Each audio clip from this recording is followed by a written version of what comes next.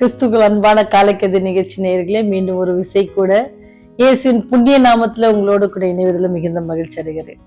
ஒவ்வொரு நாளும் இந்த காலைக்கதை நிகழ்ச்சியில உங்களோடு கூட பேசுவதில் நான் மிகுந்த சந்தோஷம் அடைகிறேன். ஏன்னு சொன்னா, ஆண்டவர் நமக்கு போதுமானவராக இருக்கிறார். ஒவ்வொரு நாளும் ஆயுசு நாட்களை ஒரு நாளை கூட்டி கொடுக்கிறார் என்பதற்காக நான் ஆண்டவரை சோஸ்தரிக்கிறேன். இந்த நாள நமக்கு வருகிற வாக்குத்தத்தம் எங்க அப்படின்னு சொன்னா, 1 கொரிந்தியர் 1ஆம் அதிகாரம் 9வது வசனம். நம்முடைய கர்த்தருமா இருக்கிற இயேசு கிறிஸ்துவை கூட ஐக்கியமாவதற்கு உங்களை அழைத்த தேவன் உண்மை உள்ளவர். இயேசுடனே நம்ம இருக்கிறோம். அவர் நம்முடைய ஒரு நண்பனை போல அவர் நம்மை பாவிக்கிறார். அவரிடத்துல நம்ம இருக்கிற உறவு எப்படி ஐக்கியமா இருப்பதற்கு நம்மை அவர் அழைத்திருக்கிறார்.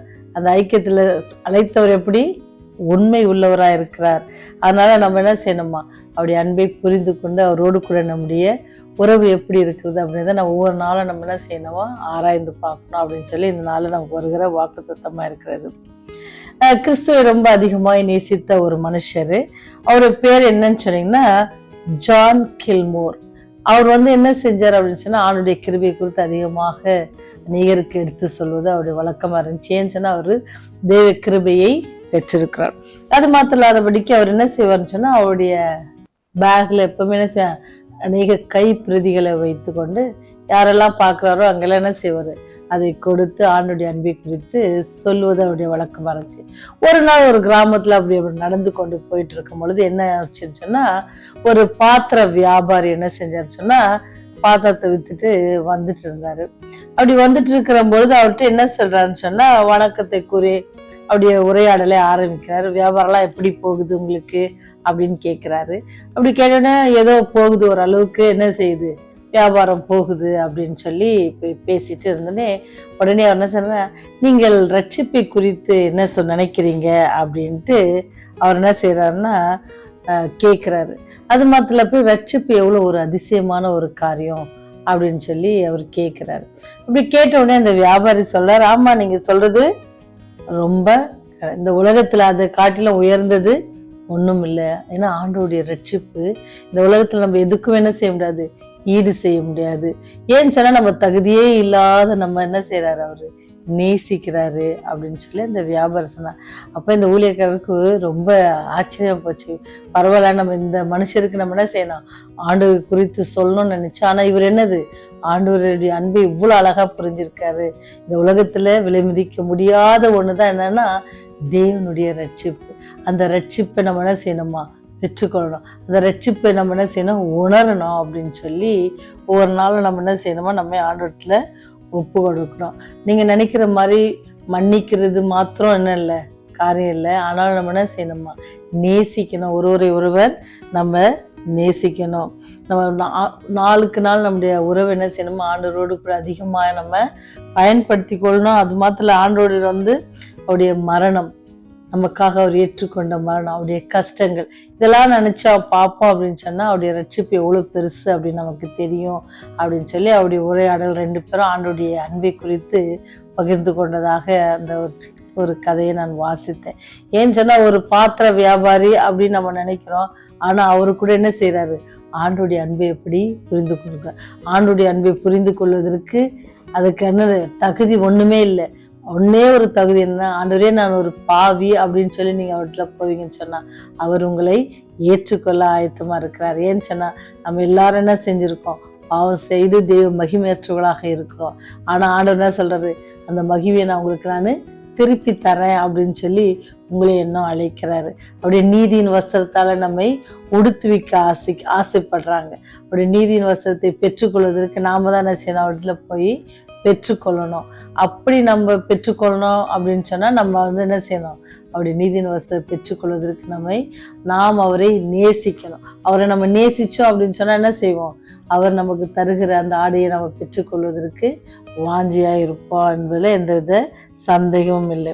அவர் என்ன செய்யறாரு, நம்முடைய பாவங்களை நம்ம விட்டு அகற்றி விட்டு என்ன செய்யற, அவர் விசுவாசம் வைத்து அவரை நம்ம என்ன செய்யணுமா, அவர் மேல நம்ம விசுவாசம் வச்சு அவரை நம்ம நண்பரை போல ஏற்றுக்கொள்வோம் அப்படின்னு சொன்னா, எப்படி நம்ம நண்பருக்காக எல்லாவற்றையும் நம்ம செய்ய முற்படுகிறோமோ, நம்ம நேசியவர்களாக எதையும் செய்ய நம்ம முற்படுகிறோமோ, அதே போல நம்ம ஆண்டவரை நேசிப்போம் அப்படின்னு சொன்னா, அவருடைய ரட்சிப்பை குறித்து நம்ம தினமும் நினைப்போம் அப்படின்னு சொன்னா, அவர் அந்த பரலோகத்தை விட்டு வந்து உங்களை என்னை மீட்டு கொண்டாரே அப்படின்னு சொல்லி அதை நமக்கு இலவசமாக தந்தார் அப்படின்னு சொல்லி நினைப்போம் அப்படின்னு சொன்னா, அவருடைய சொல்கிற காரியங்களை நம்ம செய்வதிலும் அவர் மேல் விசுவாசம் வைப்பதில் நம்ம என்ன செய்ய மாட்டோம், குறைவுபட மாட்டோம். அதனாலதான் சொல்றாரு, நம்முடைய கர்த்தராய் இருக்கிற இயேசு கிறிஸ்துவ கூட ஐக்கியமாய் இருப்பதற்கு உங்களை அழைத்த தேவன் உண்மை உள்ளவராக இருக்கார்.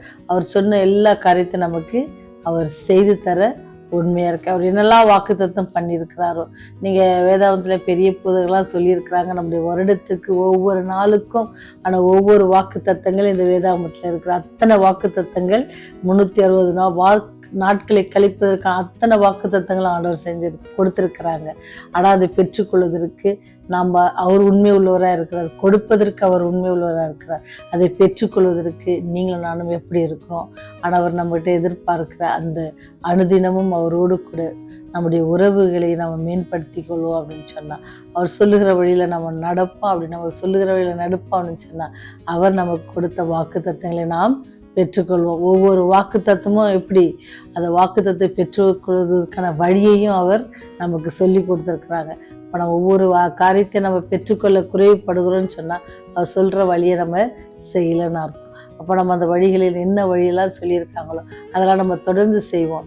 தொடர்ந்து அவரோடு கூட அவரை நேசிப்போம், அவருடைய நம்ம செய்யணும், விசுவாசிப்போம். அப்படி நம்ம விசுவாசிப்போம் அப்படின்னு சொன்னால் அவர் நமக்கு தேவைகளை சந்தித்து ஒவ்வொரு நாளும் அவரை நம்ம எப்படி பார்த்துக்குவார் அப்படின்னு சொன்னால் கண்ணின் மணியை போல பார்த்துக்குவாங்க. அப்படி கண்ணின் மணியை போல பார்த்து கொள்கிற ஒரு தேவன் உங்களோடு கூட இருக்கிறார், உங்களை அவர் நோக்கி பார்த்து கொண்டிருக்கிறார் அப்படின்னு சொன்னால் அவரிடத்து நம்ம என்ன செய்வோம், நாம் அவரை நோக்கி பார்ப்போம், ஜெபம் செய்வோம். எங்களை கண்ணின் மணி போல பாதுகாத்து கொள்ளுகிறவரே, ஆண்டவரே, உம்முடைய அன்பை குறித்து அந்த கல்வாரி சிலுவையில் எங்களுக்கு விளக்கி சொன்னவரே, உனக்கு நன்றி செலுத்துகிறோம் ராஜா. நீர் சொல்லுகிற எல்லாவற்றுக்கும் நீர் உண்மை உள்ளவராய் இருக்கிறீர். அதை பெற்றுக்கொள்ள நாங்கள் தான் ஆண்டவரே உண்மை இல்லாதவர்களாக தகுதியற்றவர்களாக இருக்கிறோம். ஆனாலும் கூட எல்லாவற்றையும் நீர் மன்னித்து ஒவ்வொரு நாளும் நீர் எங்களுக்கு பாதுகாத்து வருகிற அதற்காக நன்றி செலுத்துகிறோம்.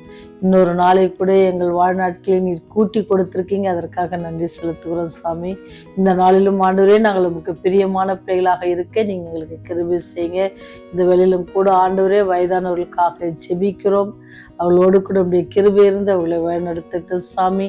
அவளுக்கு இருக்கிற பயத்தின் அவையெல்லாம் எடுத்து போடுங்க. ஒருவேளை வியாதியில் கஷ்டப்படுவாங்கன்னு சொன்னால் அவங்க அந்த வியாதியிலிருந்து அவனோரே வெளிவருவதற்காகவும் அல்லது அந்த வியாதியை தாங்கிக் கொள்வதற்கான பலத்தையும் நீங்கள் தர வேண்டுமா கெஞ்சி கொண்டாடுகிறோம்.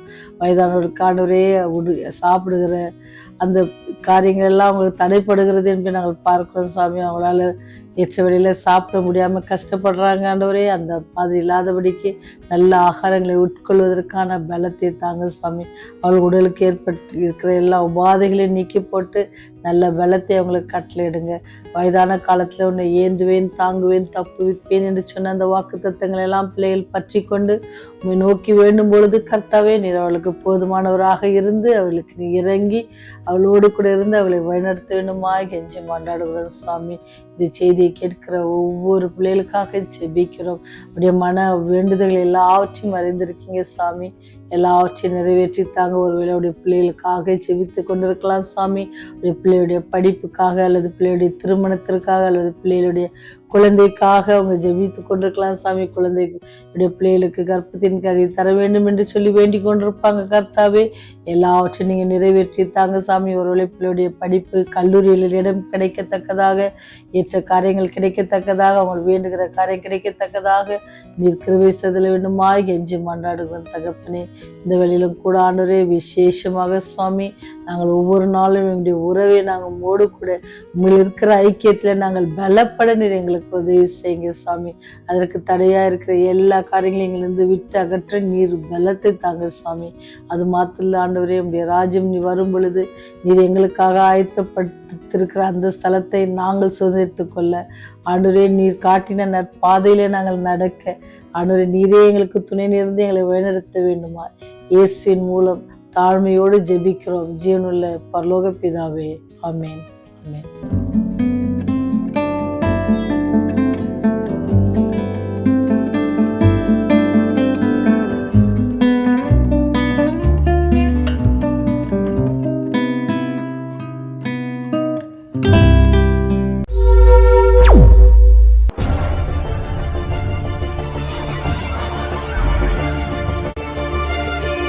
நீங்கள் பார்த்துக் கொண்டிருப்பது உங்கள் ரிவைவல் டிவி.